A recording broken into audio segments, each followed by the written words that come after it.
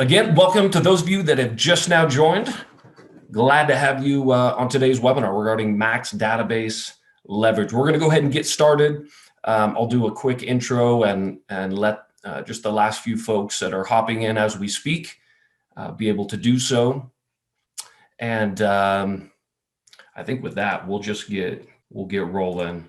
Okay, so I want to start. Again, welcome to those of you that are just now joining us. Glad to have you on. We just started. I want to just introduce this topic of talking about your database as a loan officer. And I know we have a few real estate agents on as well, and that's great. Primarily today, when I'm speaking, the context will be to loan officers, but know that as a real estate agent, everything we're going to talk about here applies directly to you as well. But I wanted to open our discussion today with the question, like, why would this topic of your database, why is that critical for today? And essentially what I would speak to on this is that, especially for those loan officers, you may have been in business for the last 5 years, 10 years, 15 years, or a lot longer even than that. I know a lot of the folks that I've coached over the last 12 months, had their best year ever in 2020, and in 2021 it's still really busy as well. And some of that is dependent upon what market you're in, what the state of the purchase market is, perhaps. But there's so much refi business that has been done really since June of 2020 is when things kind of really took off. And so the reason I want to talk about your database today is that the state of today's market and the uncertainty going forward calls into question, like, if you had the best year ever you had in 2020, what's 2021 going to look like when you get to the end? What's your business going to look like over the next 2-3 years when the stream of refis cools down, perhaps, I think significantly cools down. And there's some question about what exactly that'll look like and how long that might take. But your database, in my opinion, and specifically the relationships that you have, existing relationships with your sphere of influence, your network of connections, it's the most valuable thing that you have. And we want to leverage that to the absolute max. And not waste any opportunities with people that we know, whether that's past clients or people just in your friends and family network. There's so much opportunity to generate business out of just the people that we know. And that's going to be critical if you want to maintain or even increase your volume when the refi market has been super hot, especially just over the last 9 months, when that dies down. So that's why today I chose this as the topic we're going to cover. And so I'll open with this image of a hole in a bucket. And the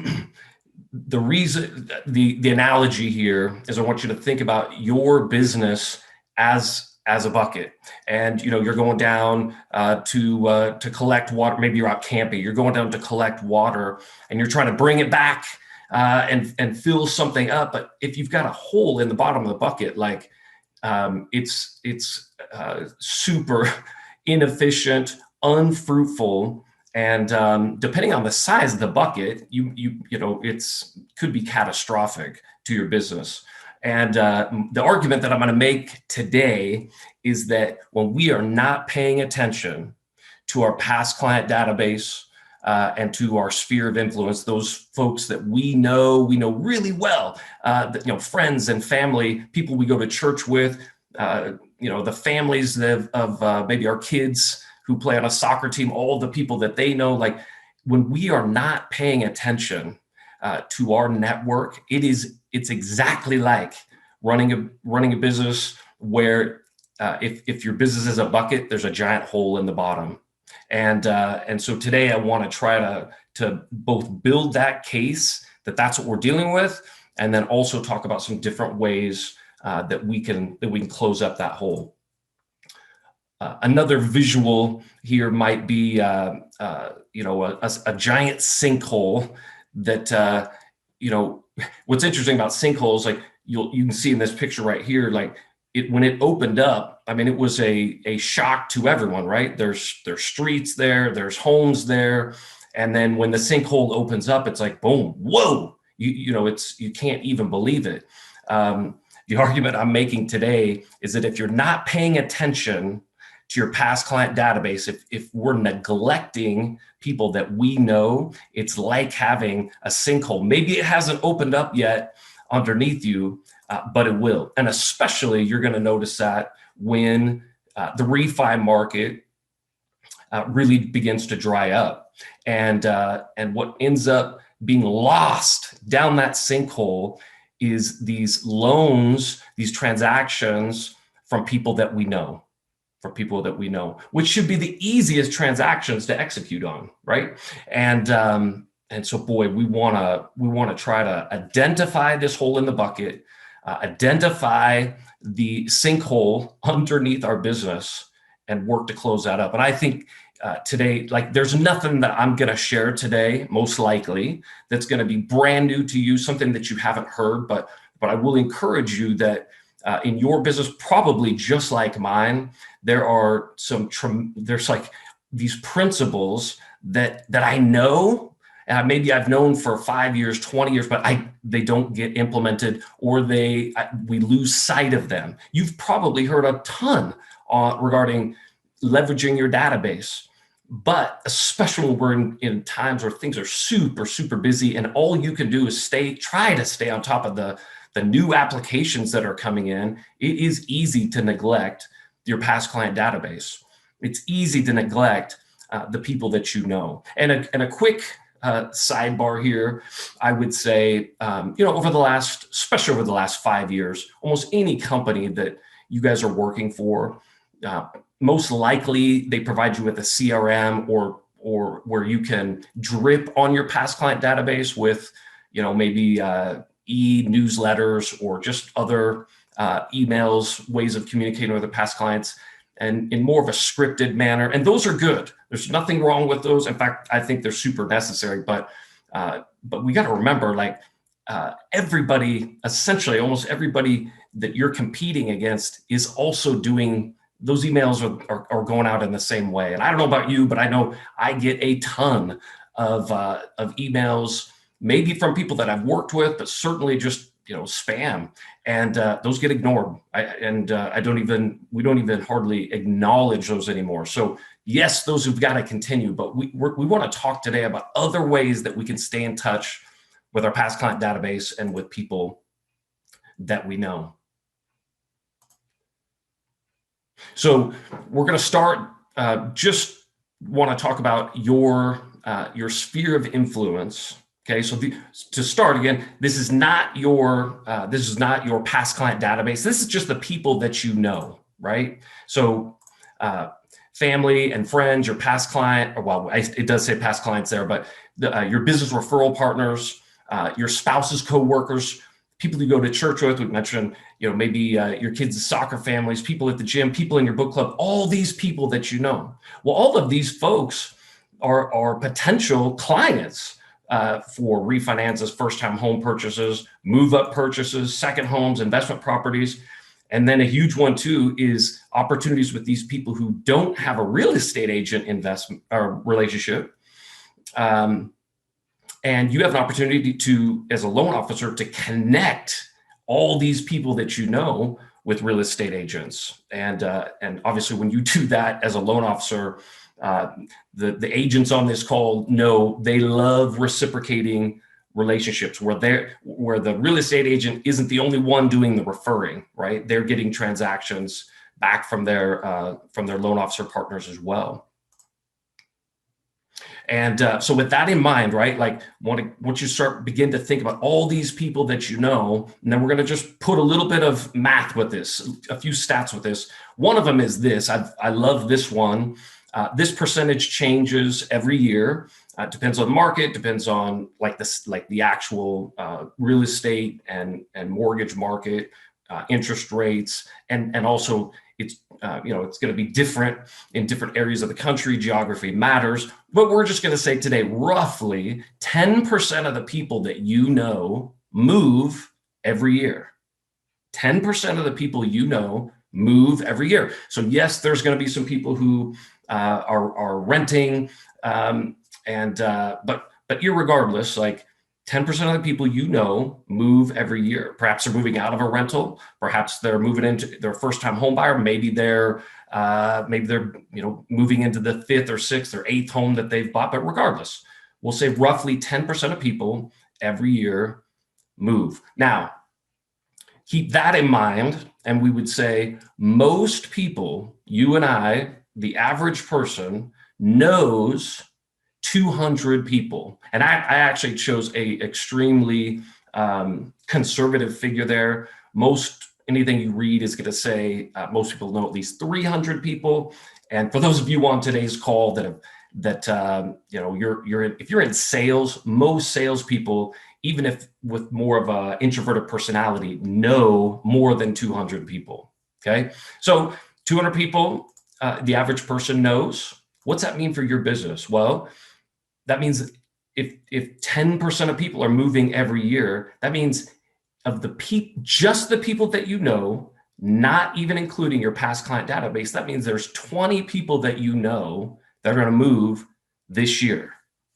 20 people you know are going to move this year. And that should begin to raise a question in your mind. I'm hoping so, right? Like, are people that I know reaching out to me when they move to ask me about anything related to the purchase of a home, whether that's they need information on rates, they're looking to get pre-qualified, they need a real estate agent. Like, are people reaching out to me? Just the people that I know, right? The families from the kids' soccer team, the people I go to church with, maybe people I used to go to school with, high school, college, right?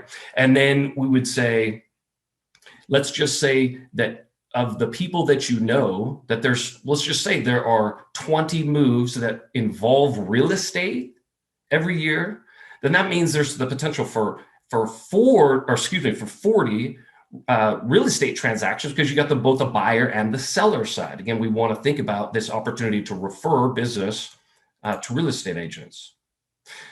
And again, as a reminder, the 200 people that you know does not include your past clients. We're not talking about that yet. We will hit them in just a moment. So in this example, most of you, like, I'm looking at those of you on the call today that I know, and a lot of you have been in the business a lot longer than 12 years. But let's just say, right, you're a loan officer and you've been in the business for 12 years. And let's say you averaged, over the last 12 years, you averaged 4 transactions a month. Okay. We're going to say, for our example today, that's going to leave you with roughly 400 past clients. Now, as you may be doing the math, and it's like, well, where did I come up with 400? Well, we're figuring that some portion of the transactions that are done for a month over 12 years, some of those are repeat business. So you take that down and we'll come up with a round figure. Let's say you've got 400 past clients in your past client database.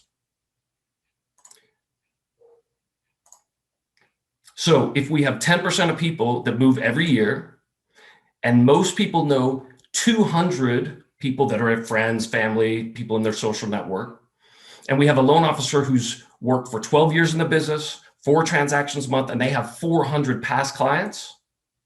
Okay, so that means we've now got 600 total people that they know.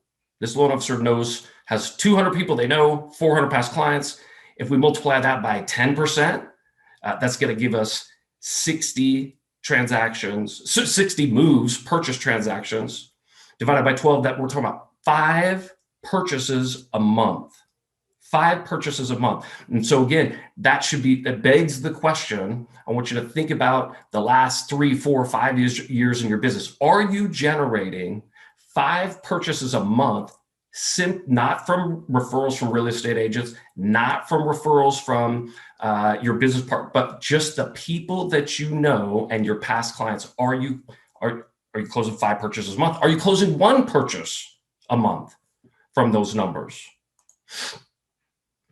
And just a quick note, of the 600 people in this example, we need to remember each of those 600 people, they also know 200 people, right?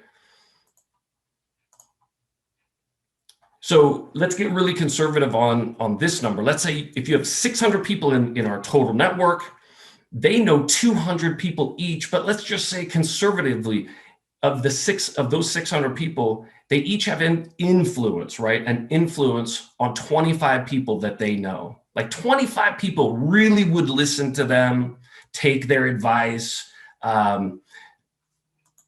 which means they could potentially refer you. That right there, that's 15,000 people that you and I are potentially connected to by 2 degrees of separation. This is just the people we know, and then of those that we know, we're only saying 25 people each of those have influence that could help us with referring, like 15,000 people, 15,000 people. And so all of that to make this point, okay? The book you see on your screen right here, written by a gentleman named Bob Bodine. If you have not read this book, I highly recommend it. There's some amazing stuff in there. I'll refer to another quick story that comes out of that book later today. But I would say the premise of this book is this: you already know everyone you need to know. That means, well, the reason I phrase it this way is that often what we think when we think about we want to increase our business is we begin to think, who could I meet? Who do I need to go out and introduce myself to? I've got to meet more people. And it's like, whoa. You already know everybody you need to know. With the example we gave, which was super conservative, it's 15,000 people. You and I could never proactively, intentionally stay in touch with 15,000 people anyway. The issue is not how do I know enough people? That is not the issue at all. The hole in the bucket, the reason that analogy works so well is that it's out of that 15,000 people that potentially I have access to and ways for those people to be in my business and referring into my business. The hole in the bucket is that I'm not taking advantage of that. There's transactions closing every single day with your competitors of people that you know and people that could be referred from people that you know. And I always like to tell a quick story on this. This would be, wow, now this would probably be 16, 18, probably 20 years ago. And I was a loan originator and in Boise, Idaho. I was actually, like, I loved it. I'd been doing it for several years. I loved it. I was doing well. And most of my business really did come via referrals, come out of my network. And I remember I pretty recently gotten married. My wife was from Yakima, Washington. We took a trip to Yakima to visit her folks. And I walk into my in-laws' house, and as I'm strolling through the home, I happen to notice on the dining room table these it looked like loan disclosures. And I'm like, wait a second. And I look, and there's a HUD-1 closing statement. And I'm like, oh my gosh, my in-laws have closed a refinance transaction, and I knew nothing about it.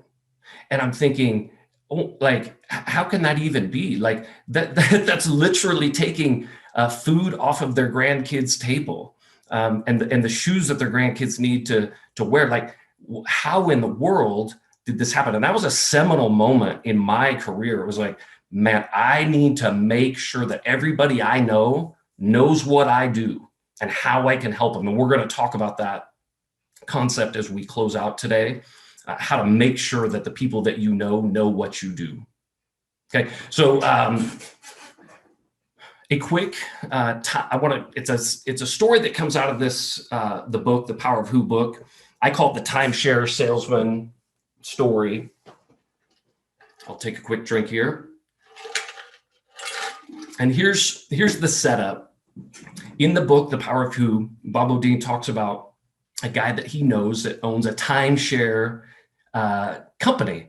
And the owner of that timeshare company wanted to do some research and determine his top producers. What are the top producers at his company? These top salesmen of timeshares, what do they do that the rest of his salespeople don't do? And how could he share that message and help the rest of his group? So what he did is he surveyed the top 3% of the timeshare salespeople at his company.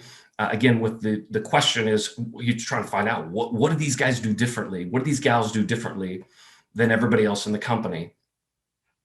And so I'll go really quick on the story here and say the top 3%, what they were able to identify is that the top 3% do what most or every timeshare salesman does, well, and which is what every real estate agent and loan officer does as well. And they begin to go out and reach out to their network, and they begin to knock on doors or cold call or all these different ways. And they identify what ends up being 100 clients, right?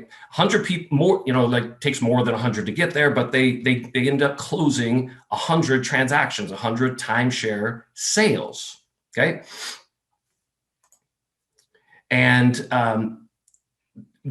what's interesting, they identify and close these 100 clients, but what the owner goes on and finds out is that these clients are really, really nurtured. These first 100 clients that the timeshare salesman identify and close with, they nurture them, they pamper them with just unbelievable follow-up and customer service. This is a huge concept here. These sales reps, they didn't see these first initial 100 clients as clients, but instead they looked at them more like friends. And so these sales reps, they're alert to their weddings and birthdays and anniversaries and different, they're looking for any angle, just like you would with a friend, in order to go deeper in relationship with their initial 100 clients. They're trying to go deep with them, build trust with them.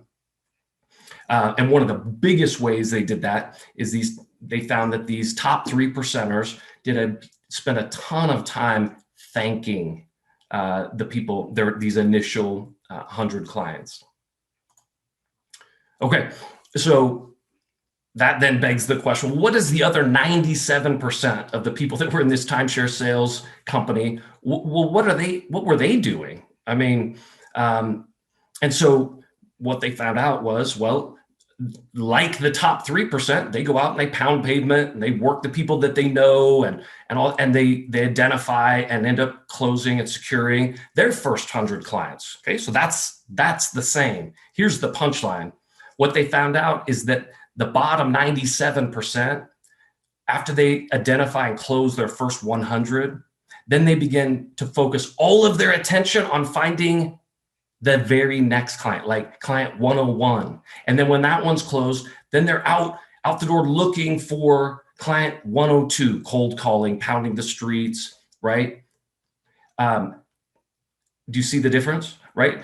Top 3%, they get their first 100 clients, and all of their attention and focus then goes on those 100 people, deepening relationships, looking for referral opportunities out of that network. That's what the top 3% were doing, where the rest of the 97% get their first 100, but then it's all hands on deck as they look for client 101 and then 102. Huge difference. So the translation for the wise loan officer, or for those of you that are real estate agents on our call today, is if you've been in the business a long time, you have more than 100 past clients.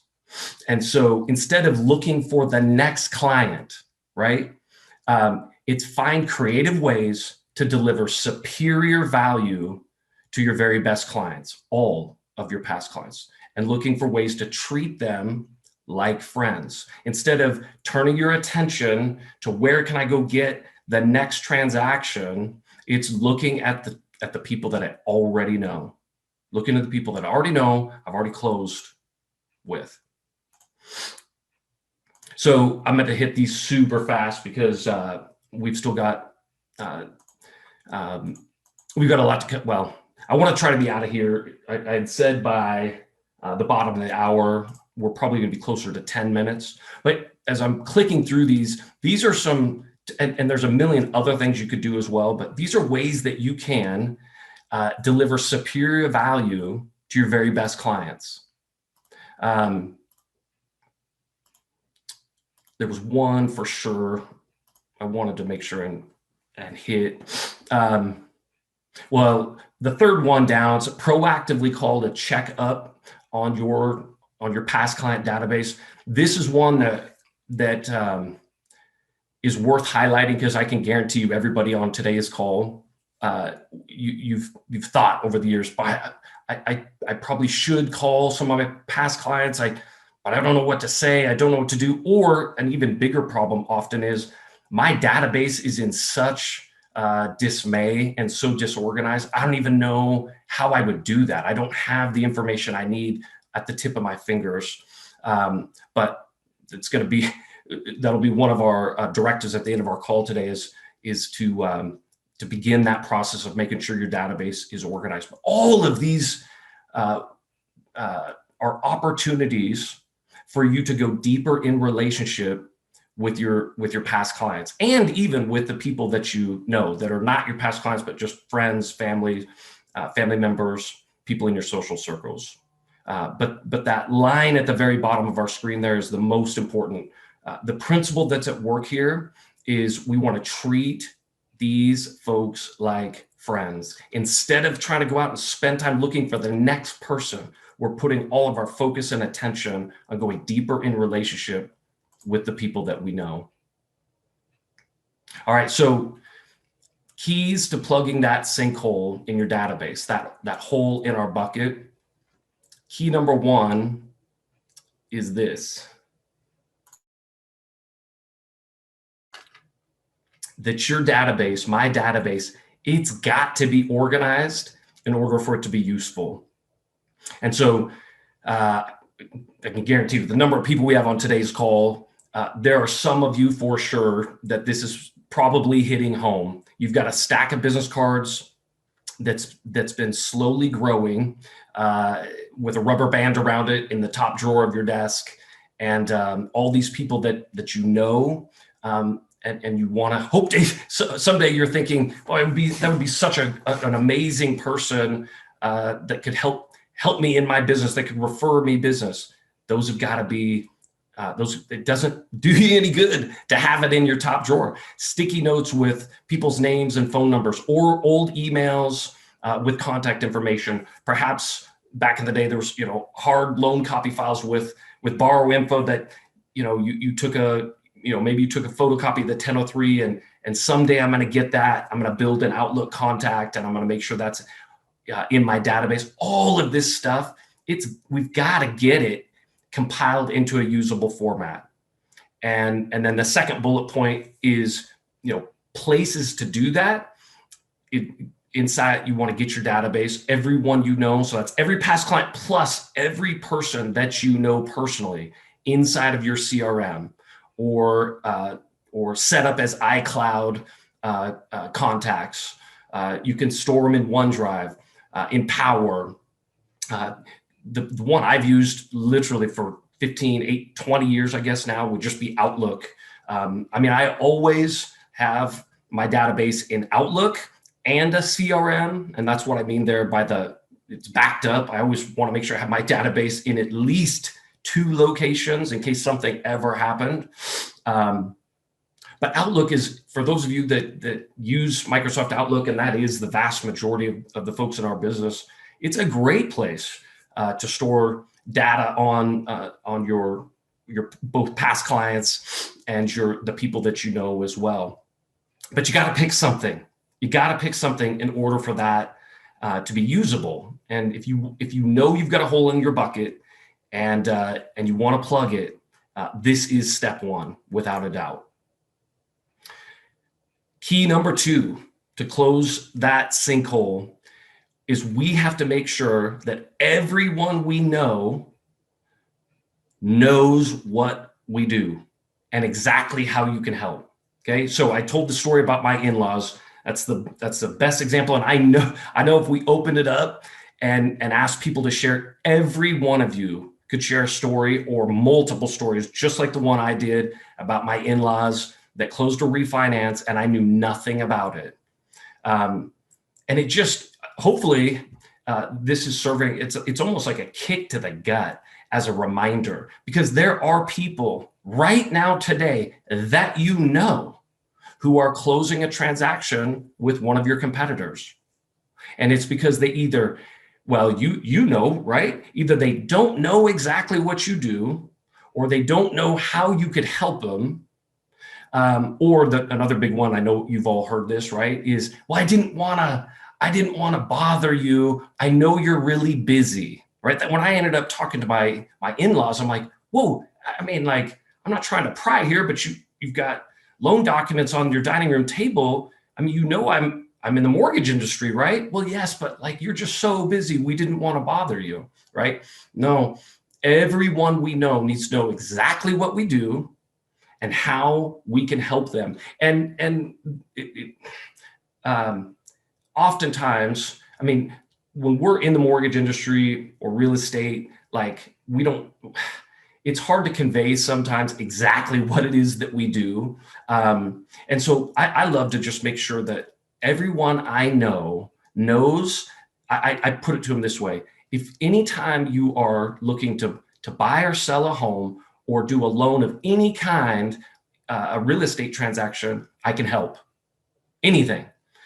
So that means, like, if it's title related, if it's getting your MI removed, if it has something to do with a government transaction, if it's a second home, if it's a refinance, it doesn't matter. Like, anytime there's any of those questions, I want to help. And it may not turn into an actual loan, but like, I want to train my people that anytime they hear the words real estate, mortgage, refinance, interest rate, that I just know you need to call Jay, or we need to call Jay, right? So that's key number 2. And again, you may think that everybody you know knows what you do, but are you sure? Because I know I did.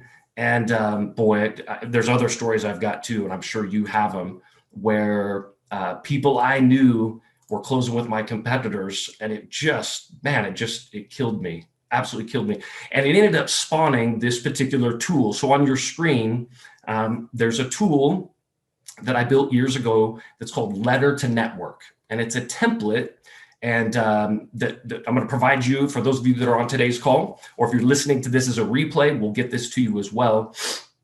But what it is it's a letter. It's a template letter that you can change, edit however you would like to fit your style. But it's a way of communicating to everybody that you know what you do and how they can either benefit directly by you helping them with their mortgage or real estate transaction, or how you can help the people that they know, right? That group of 15,000 people, 2 degrees of separation.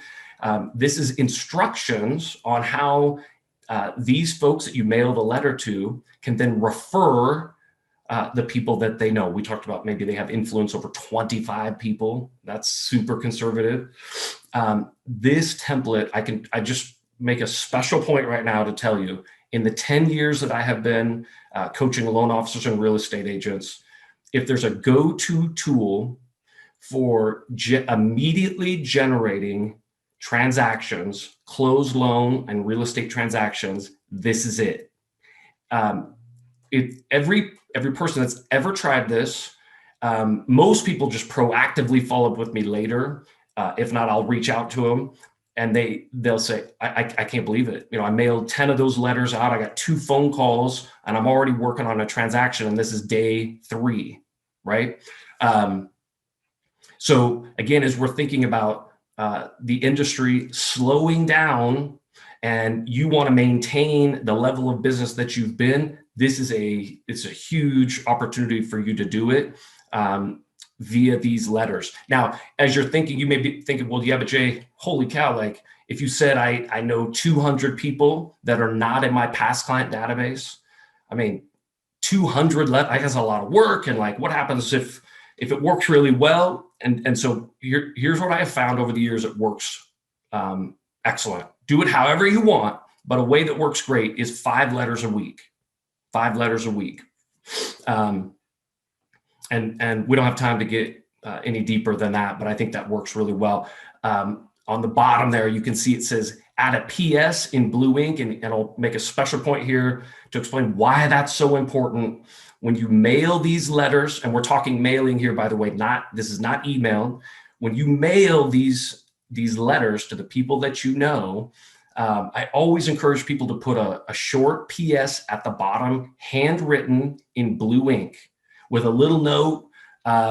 Even if the note just says, hey, James, hope you're doing well. Love to catch up with you soon. Sign J at the bottom. Something short, sweet. Maybe you mentioned something about, maybe it's like, hey, I hope Johnny's doing well in Little League or whatever, but something short and sweet. And here's why. You get it. When you get a letter in the mail and it looks like a form letter, it goes in the trash. When people open this up and at the bottom, they see an actual blue ink hand signed short PS with a little signature at the bottom, that's the first thing they read. Every time they read it. And because that PS can then be personal, it drastically increases the chances that the letter is going to get read. And if the letter gets read, that's the whole point, because now you're increasing your chances that they're going to be able to better refer you transactions. Okay, so that was key number 2. Key 3, really going to close fast here. I want to encourage you to create a list of your top 100 and treat them like friends. So this is for those of you on the call, which the vast majority of you, people that have past client databases that are greater than 100, right? In our example today, we said 400 people. If that's you, if you have 400, if you have 1,000, it's hard to be proactive and to try to treat 1,000 different past clients like friends. Of course, you can do email drip campaigns, but like I said at the beginning of the call, in order to really get the max leverage out of your database, you got to go deeper than just email drip campaigns, a lot deeper. And so one of the best ways to do that is to identify a special 100, a top 100. And you can be selective because you can pick, hey, look, of these 1,000 past clients I've done business with, who are just start thinking about who are the people that I connected with the best, have already referred me, who maybe they work in industries where they know a lot of people who buy and sell homes. Like those are the people that I want to go deep with. Those are the people I want to treat like friends. That's key number 3. Okay. We're closing. We did pretty good. I'm 8 minutes over. If you need to hop off, I'll tell you got the bulk of the content. Really, what I wanted to do on this last slide here, for those of you who are like, yes, this resonates with me. I know the market is slowing down. Refinances are maybe I've already seen a dip, maybe a significant dip in my application volume. What's something practical that I can do? Here's 5 things, and they're tied to everything we've already covered. Number 1, we got to organize the database. Got to organize it and get it into a usable format. And my default when I'm coaching people one-on-one, people who are like top producers closing a ton of business, some of them don't have their database in order. It's one of the first things that we'll work on. And if they use Outlook, that's where we go. And we make sure that everybody they know, friends, family, social circles, there's an Outlook contact card that's built for each. And they have immediate access right from their phone. So got to have contacts organized. Number 2, identify your top 100. So if you have a past client database of 400 or 1,000 or 2,000 or whatever, identify the top 100, and those are the ones we want to treat like friends. Potential action plan number 3, take that letter to network that I'll send everybody on today's call. If you've registered on Zooms, I've got your email address. I'll send a blast email later today.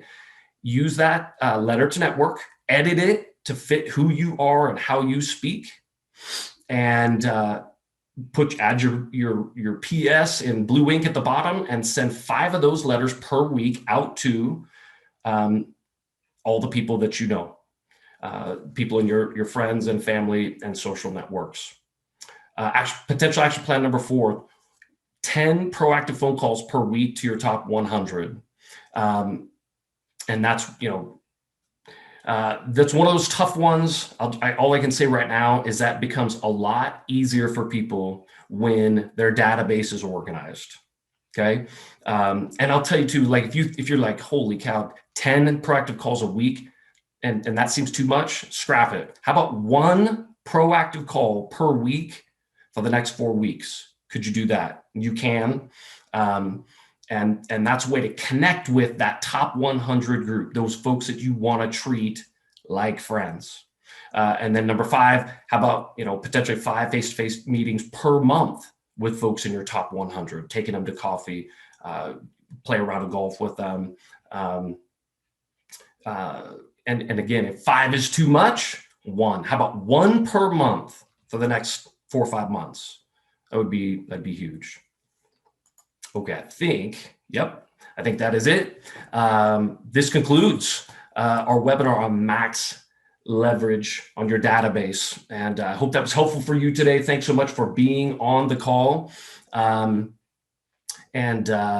What we will do, so for those of you that are on live, and for those of you that are listening on a replay, the letter to network tool, if you're live, I'll email that out to you, and you'll get that today, and you can begin to use that. Email me back if you have any questions about how to utilize that. If you're listening to this on a replay, you can email me at j@pressingon.com. And if you email me that, just put letter to network in the subject line, and we'll get that letter to network tool emailed out to you so that you can use it and enjoy it. All right, guys. Well, hey, thanks again so much for being on the call, and we'll see you on the next one.